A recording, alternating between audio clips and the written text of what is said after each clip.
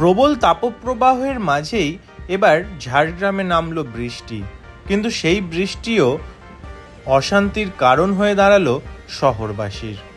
মূলত সামান্য বৃষ্টিতেই জলমগ্ন হয়ে পড়ল অরণ্য সুন্দরী ঝাড়গ্রাম, আর তার জেরে নিকাশি নিয়ে প্রশ্ন উঠল ঝাড়গ্রাম শহরের।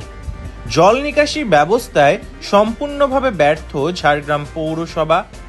ঝাড়গ্রাম শহরের বিভিন্ন ওয়ার্ডে জল জমে গৃহস্থের বাড়িতে ঢুকলো।